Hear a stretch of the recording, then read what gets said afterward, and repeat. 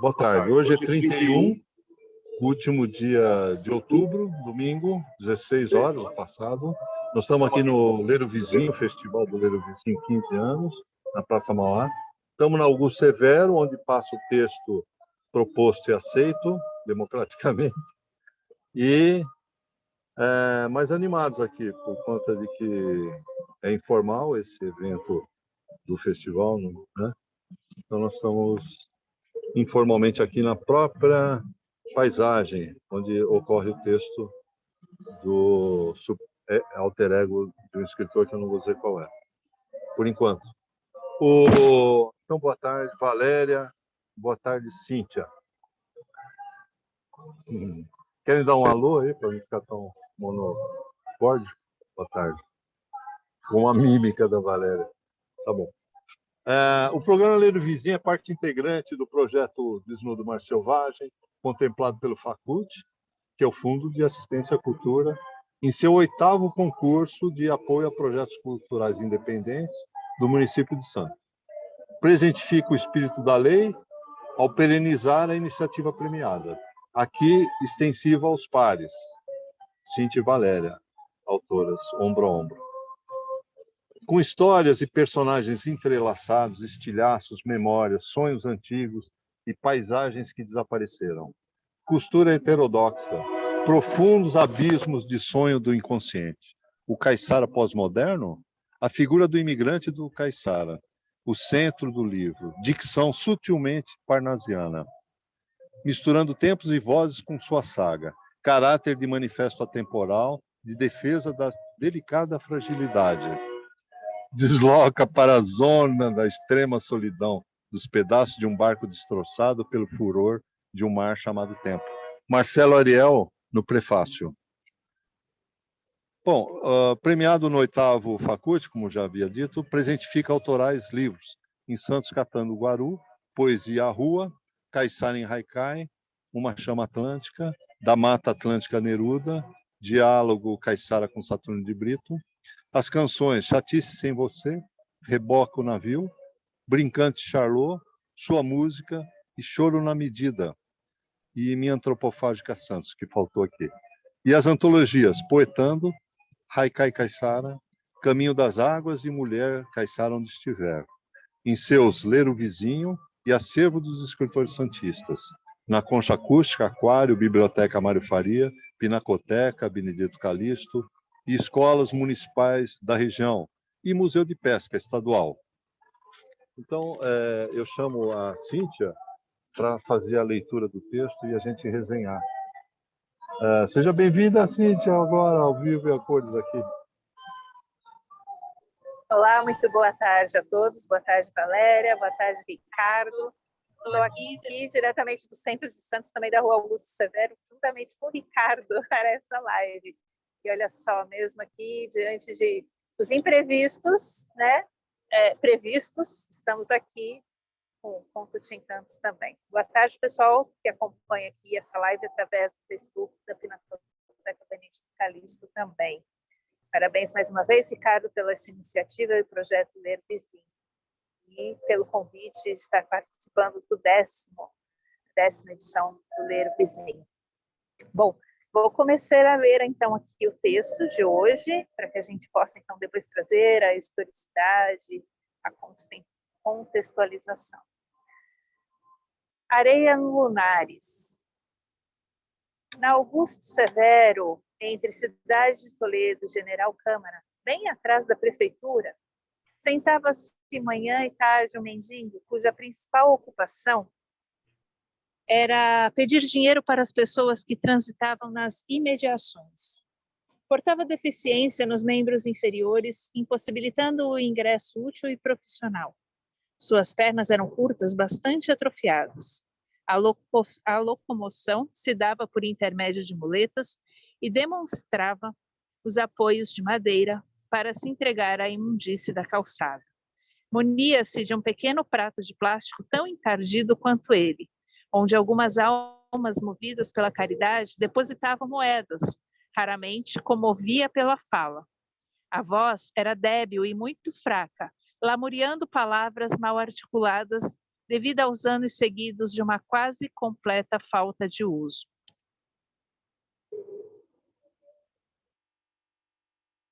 Os movimentos se repetiam. Levantava o prato para cada um que passasse por perto. Emitia um som incompreensível e gutural, semelhante a um gemido de súplica. Os braços erguidos e os olhos reduzidos a pura aflição. O tormento de um dia inteiro. Passou a dividir seu espaço com outro aleijado, também na busca de moedas que pudessem remediar seu sofrer. As duas pernas foram amputadas num grave acidente, e os braços eram tão retorcidos quanto as pernas do companheiro ao lado. Possuía igualmente um prato de plástico para coletar o dinheiro difícil de ser visto, sem ter meios de apanhar o recipiente e levantá-lo como fazia o amigo. Chamava a atenção dos pedestres através de sua voz firme e tocante. O timbre que ecoava da sua garganta era limpo e perfeito. Abordava com polidez e era desmesuradamente gentil na hora de pedir. O que deveria ser as mãos nada mais era do que massas sem forma, com pelotas nas extremidades, semelhantes a verrugas gigantes e grotescas. Uma visão triste e incomum. Há pouco, naquele trecho de via, não contava com nenhum espírito piedoso que o colocasse numa condução e o levasse para casa, se é que tinha uma. Ambos eram suficientemente lúcidos em saber que não tinham mais nada na vida, apenas passar o restante dos dias a caçar moedas que garantissem o parco alimento e aguardar o fim. Todos os sonhos haviam acabado e nem a promessa de fuga seduzia suas mentes. Tinham plena consciência de que estavam desamparados.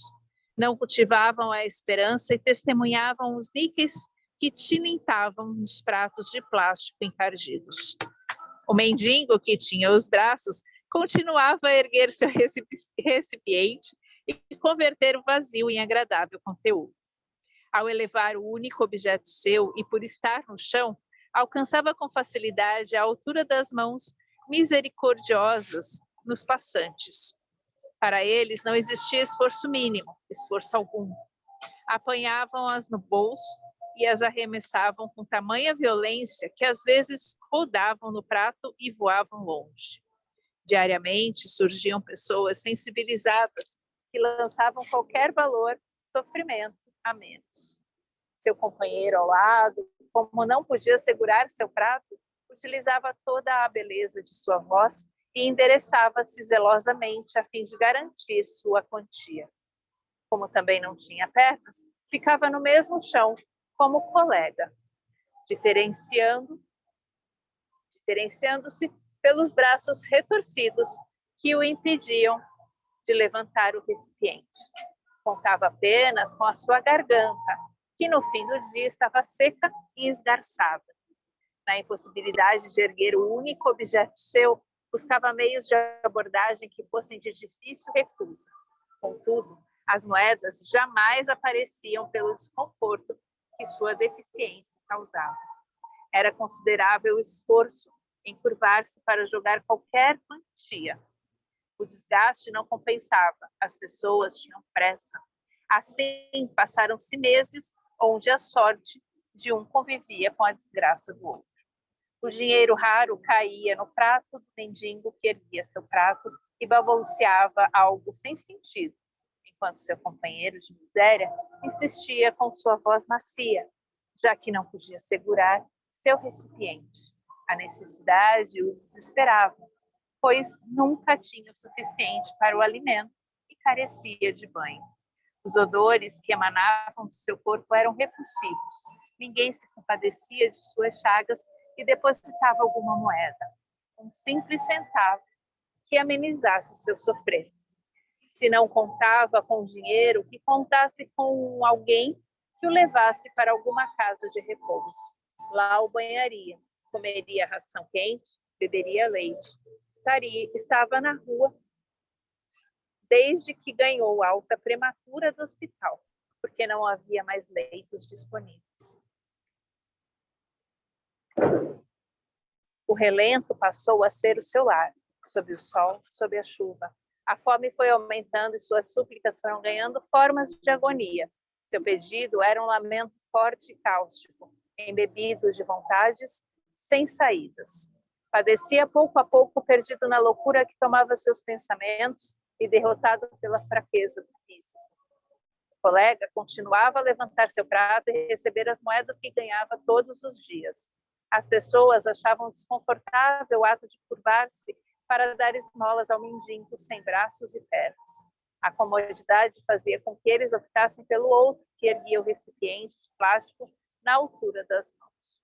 No dia seguinte, o pedinte das muletas voltou ao seu local e foi logo ganhando o chão. Desfez-se das próteses de madeira, dando bom dia ao colega que passara a noite toda ali. Embora não ouvisse resposta, continuou a indagá-lo sobre a madrugada que antecedera aquela manhã, sem perceber que falava sozinho. Olhou para o lado e viu a boca e os olhos abertos do amigo imóvel e pálido. Ao tocar-lhe o corpo, o gelo da pele tomou sua carne, jazia, morto, solidificado pelas horas de óbito e vitimado pela ausência que brutalizara as feições de seu rosto. Debaixo de um grito, mobilizou populares que ligaram para o serviço funerário do município. A viatura tardou a chegar, perpetuando aquele espetáculo degradante. Os funcionários saíram do carro sem fazer perguntas, retiraram o caixão de alumínio da parte traseira do veículo e jogaram o cadáver dentro. O outro observava de longe. Não saberia dizer ao certo se iria ao enterro dele. Precisava garantir suas moedas de hoje e de amanhã.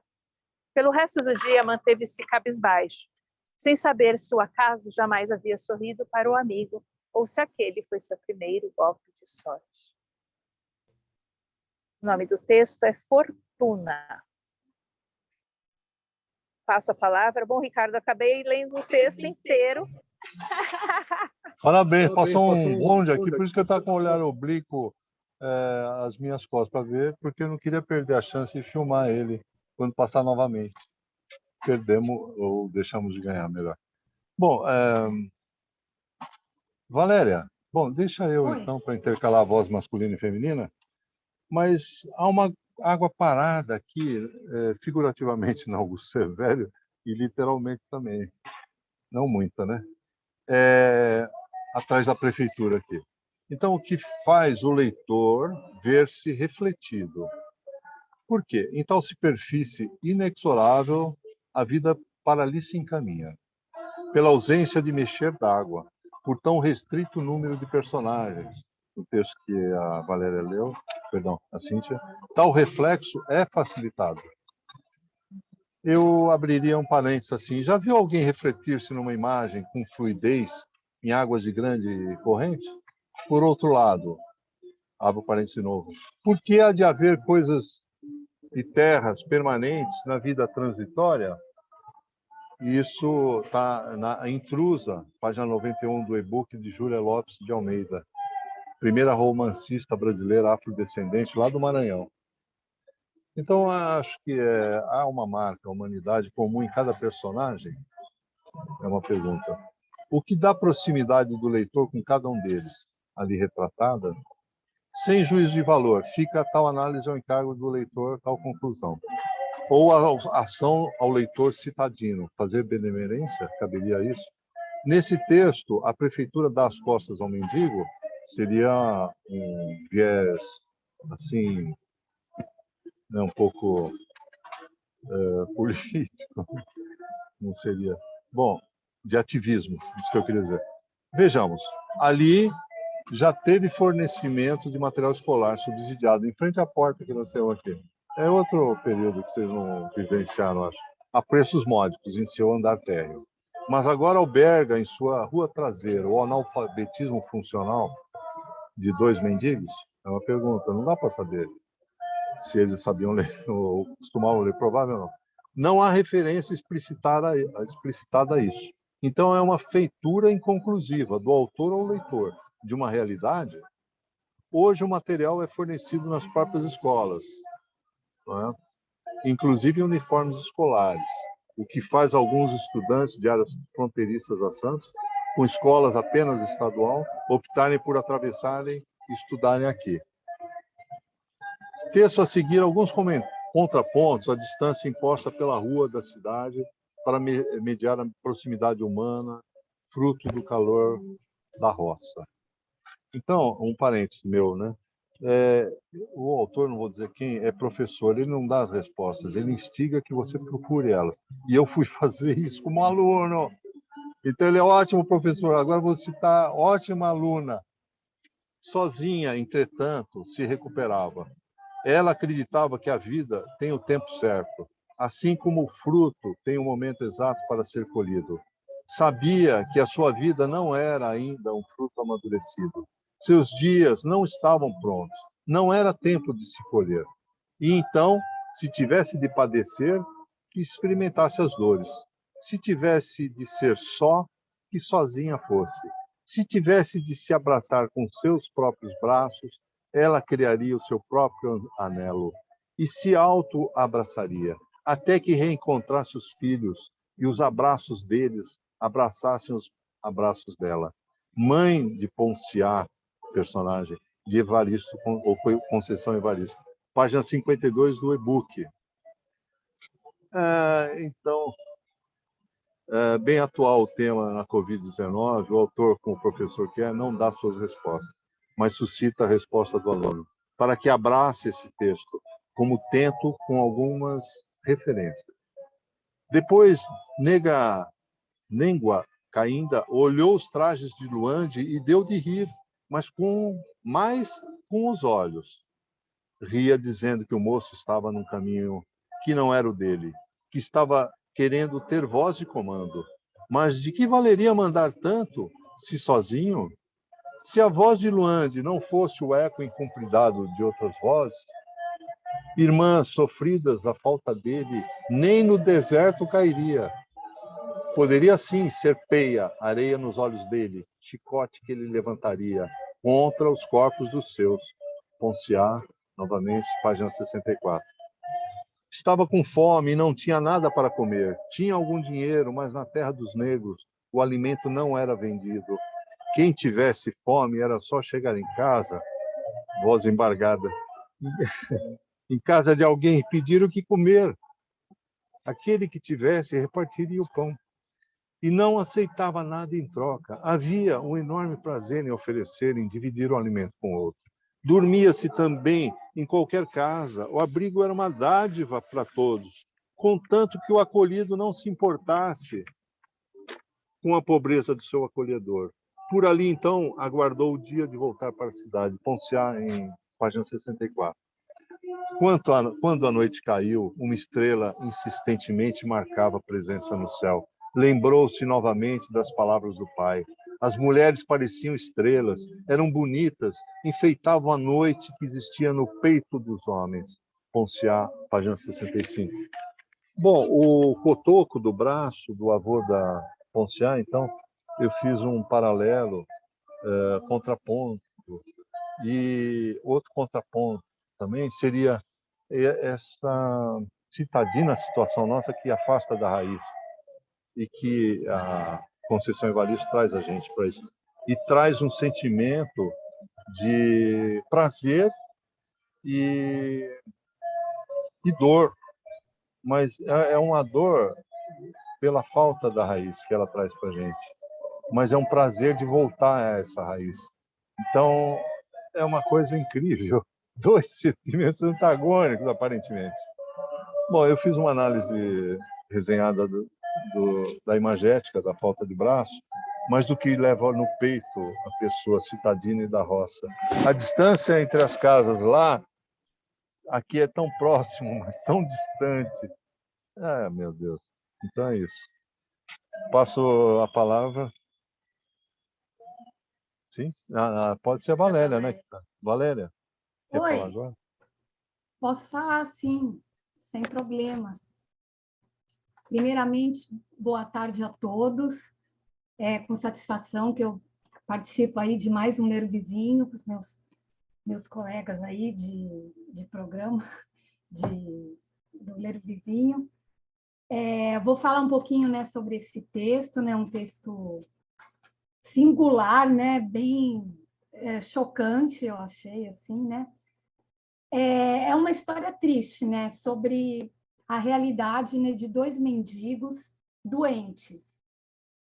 O texto tem uma riqueza de detalhes que impressiona. O narrador ele começa contando sobre o primeiro mendigo, né, que não podia trabalhar porque ele tinha as pernas atrofiadas. Com um pequeno prato, ele pedia esmolas, comovendo apenas as almas caridosas. Para piorar a situação dele, ele tinha a voz muito fraca, né? O que, em vez de contribuir para comover mais as pessoas, já que ele tinha mais um problema, né? Problema da voz, isso parecia fazer com que as pessoas contribuíssem menos, talvez porque, infelizmente, deixassem o susto dominá-las em vez da compaixão. Depois, o narrador conta sobre o segundo mendigo, que se junta ao primeiro,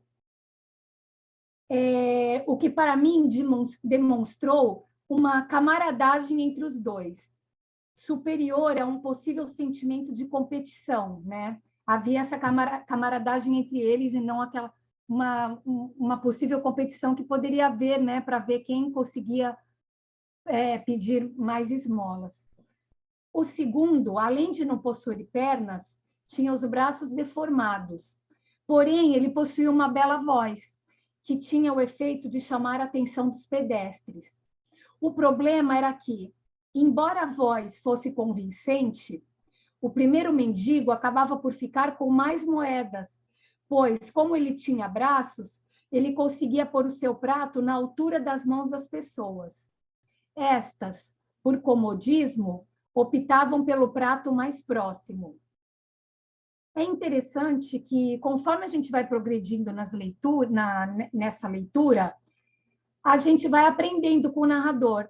É como se esse narrador, que sabia de tudo o que acontecia, é como se ele nos apresentasse um novo mundo, o mundo dos mendigos, com suas próprias leis. Nesse mundo, havia, por exemplo, a lei da amizade entre os dois pedintes e a lei que regia os pedestres. Qual era essa lei, né, dos pedestres? Dentre os que se comoviam queriam ajudar da maneira que fosse mais cômoda a eles. Sendo assim, o mendigo que tinha braços possuía vantagens. Também havia a lei do materialismo regendo a maioria dos pedestres. Quanto menos doassem, melhor para eles, né? O narrador onisciente também nos mostra o que se passava no interior dos personagens, como a desesperança dos mendigos, pois havia a consciência de que estavam desamparados, né? Porque os pedestres pouco ajudavam eles, né? Então, havia a consciência dos mendigos de que eles estavam desamparados. E havia a pressa dos pedestres. O tempo foi passando e o mendigo com braços foi tendo vantagens em relação ao outro. Mas, mesmo assim, o que ganhava mais, ganhava pouco. Um dia, o mendigo com braços chegou, cumprimentou o outro que passava,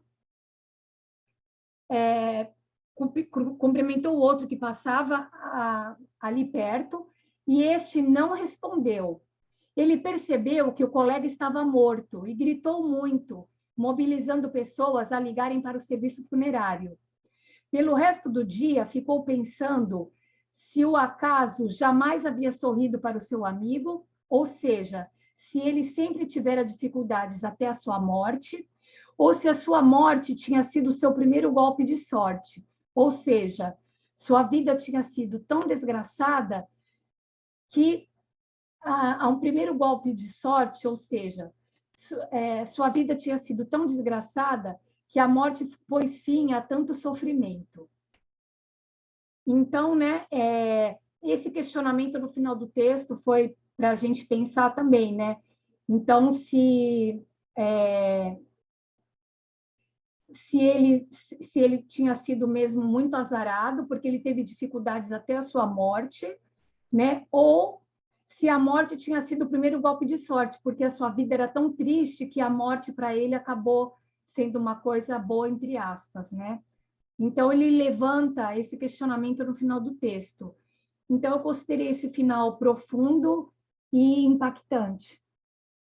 Era isso, né, que eu tinha para falar sobre o tema. Passo a palavra aí para a Cíntia, né?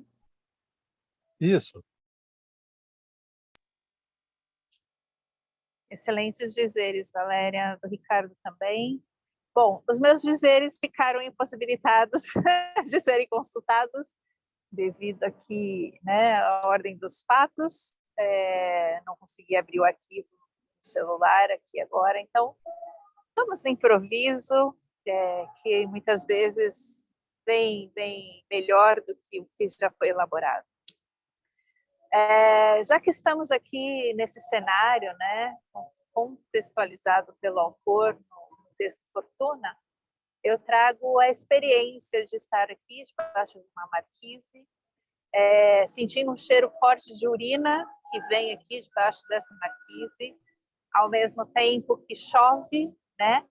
E digo ainda que, como escritora, também muitas vezes, né, estendemos aí o nosso prato, a nossa mão, em busca, né, de um reconhecimento também financeiro pelas nossas obras, né? E muitas vezes temos que dar voz a essas obras, né, para que possam ser ouvidas, escutadas, reconhecidas e posteriormente lidas.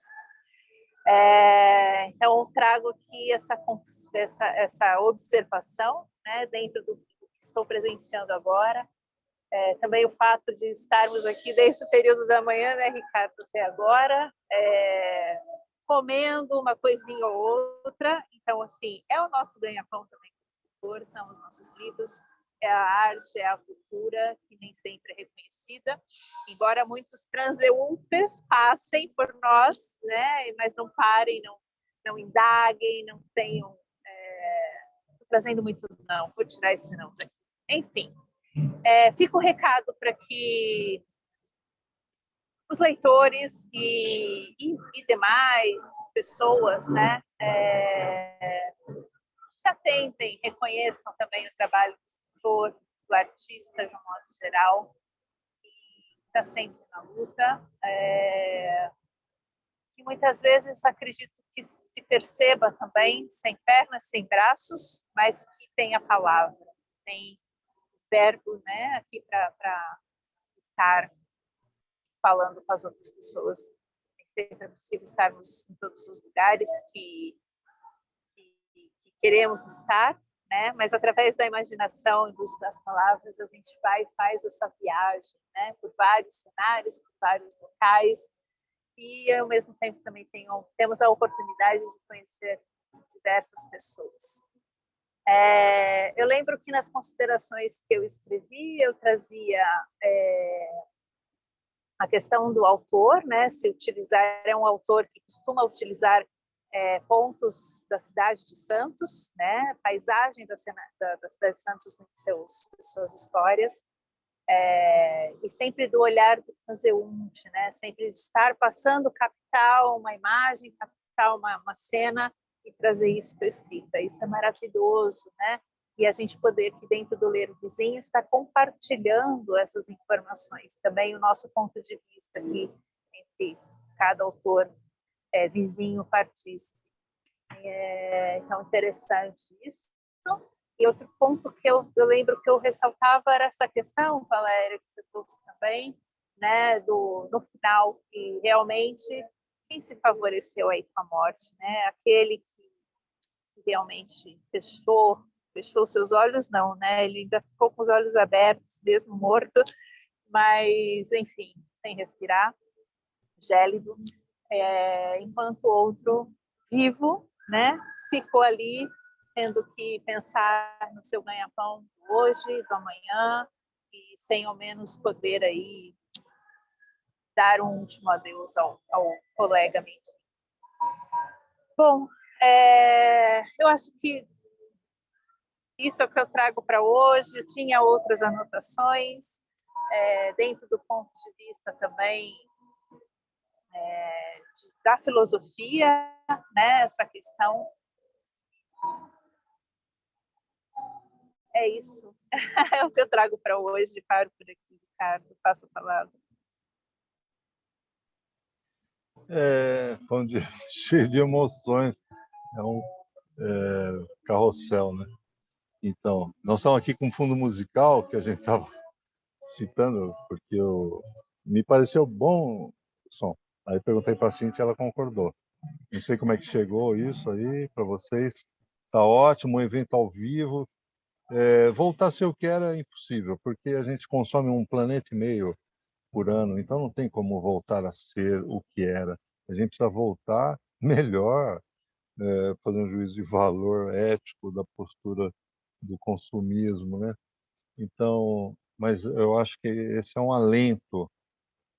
A gente teve experiências maravilhosas com crianças aqui e que a gente pode compartilhar, né? A sensibilidade, a generosidade, a grandeza de alma, né, das crianças. É uma coisa que deixa a gente com saudade dos netos, eu, no caso, né? Acho que a Cíntia é dos filhos, né? E a Valéria dos personagens infantis, né? Com seu livro que ela não citou, Diário da Formiga Jerusa. Formiga Jerusa. E Conto de Encantos, da Cíntia Panca, e o meu, né? Então, acho que Contra a Luz não aparece, mas em todo caso está aqui. Opa! A câmera acho que dá uma melhorada. Deixa eu esperar. Sei lá. Uma hora que... agora. Não sei como. É um milagre. A tecnologia. Então, a gente tinha outros convidados. Um foi para Itanhaém, já tinha avisado que não daria. O outro é neófito, marinheiro de primeira viagem. Não vou citar o nome. E 2. Então, foi informal. E eu acho que essa é uma característica nossa, né? Da informalidade, mas desse coração aberto. Eu gostei demais desse evento que a Valéria teve ontem, a Cintia hoje. A gente se sente em casa. É muito bom, né? Que venham outros. 15 anos do Leia Santa. Eu tenho memória, eu tenho uma dívida de gratidão muito grande. Eu achei maravilhoso esse acolhimento. Que vocês se sintam acolhidos também por essa live, que vai passar agora na Pinacoteca, passado uma semana. Os comentários de vocês foram maravilhosos, me fazem pisar onde eu devo, né? Porque às vezes eu dou umas voadas, né? Então, mas é característica de cada um, né? Do seu caráter. O homem é meio frágil mesmo, né? Então é isso. Então eu queria me despedir dessa live. Por sorte não fomos constrangidos aqui com nenhuma abordagem. Então me despeço. Boa tarde, bom domingo. E vocês querem falar mais? Vocês devem ter mais coisa, né? Uhum. Eu tenho sim.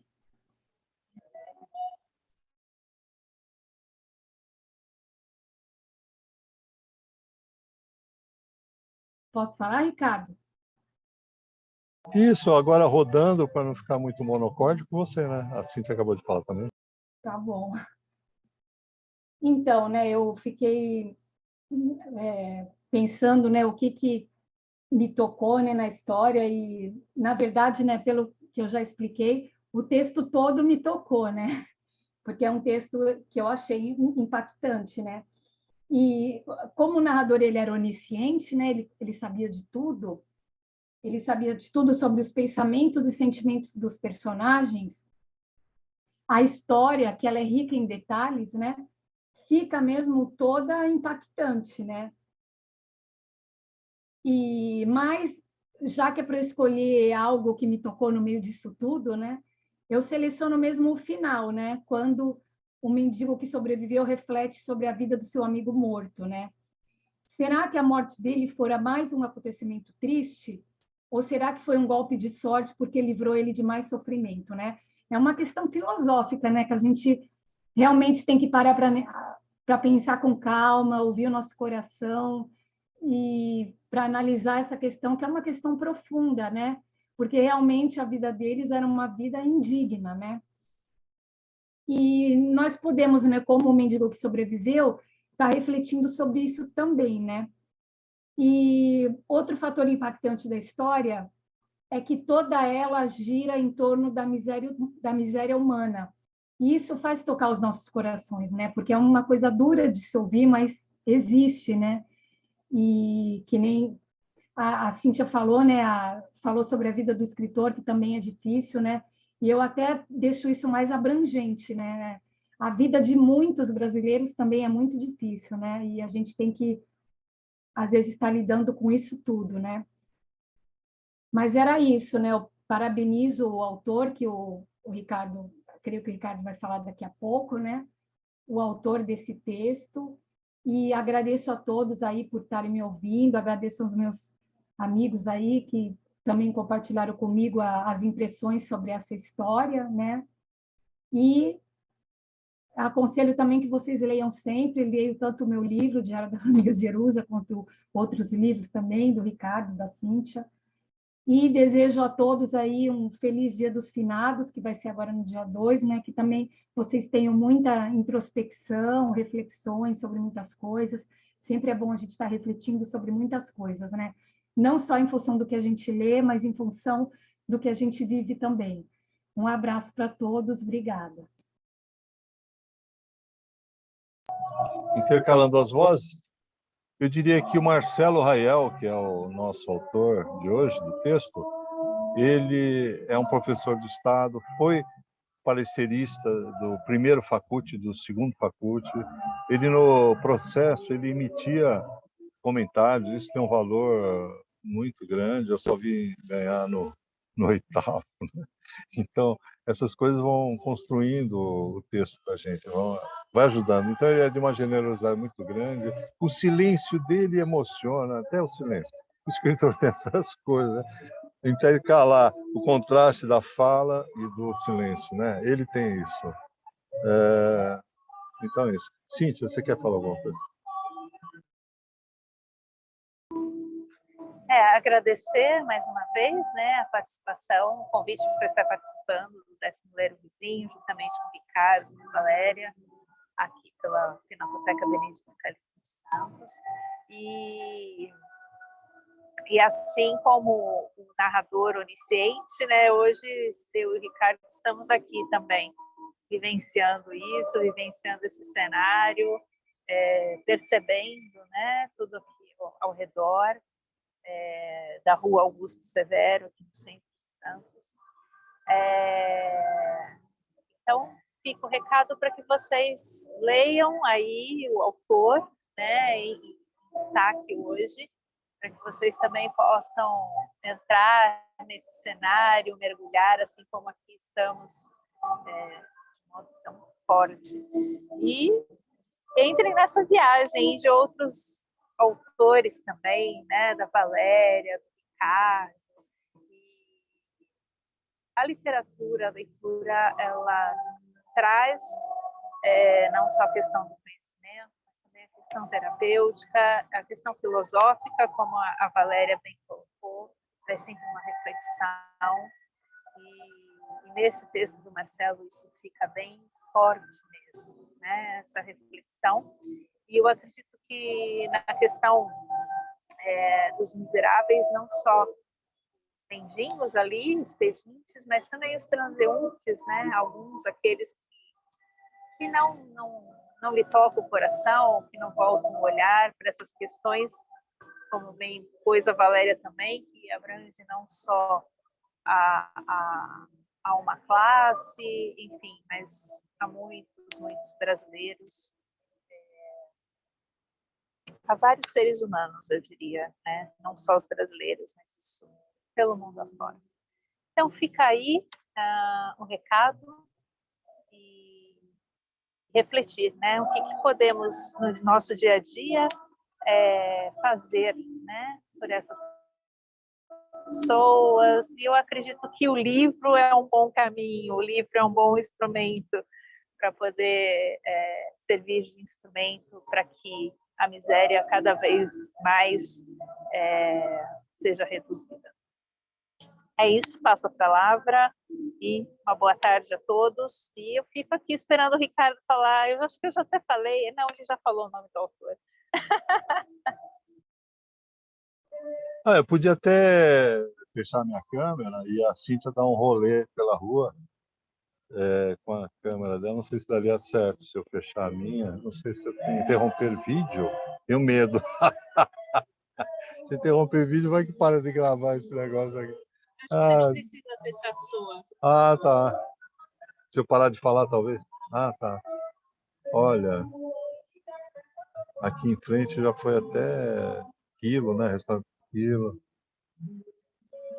A dona era uma menina lá do Nova Sintra. Indo lá para Barão do Rio Branco. Ali tinha Nautilus, a companhia de navegação, né? Ali tinha Banco do Brasil, né? Tinha, né? Porque deixa de... Não, tem agência ainda, né? E aí a prefeitura, olha, financiada em libra esterlina pelo Banco de Londres, né? E tinha uma agência aqui na Praça Mauá, que depois virou Bradesco. E tem o livro da Cíntia. Ah, e tenho eu. Então, e bonde que é bom, passaram dois. Aqui um a gente perdeu. Olha, que o híbrido venha mais vezes. Eu estou sentindo um gosto tão bom que isso chegue aí. Fica meio burocrático, talvez. Não que a Valéria tenha sido, ela foi perfeita. Eu, pelo menos, fico meio burocratizado em casa. Então, um beijo a todos. É pouco, né? Mas é o suficiente, talvez. Para quem não tem braço, né? Que nem eles, um beijo bastaria, né? Olha o valor do beijo. Tchau. Parabéns. Obrigado. Até a próxima, Valéria. E eu vou interromper? Não. Não, tá bom. Até a próxima, Cíntia. Até a próxima, Ricardo. Legal. Com fundo musical é ótimo, hein? É emoção para todo lado. Tchau. Obrigado. Posso interromper? Vou interromper?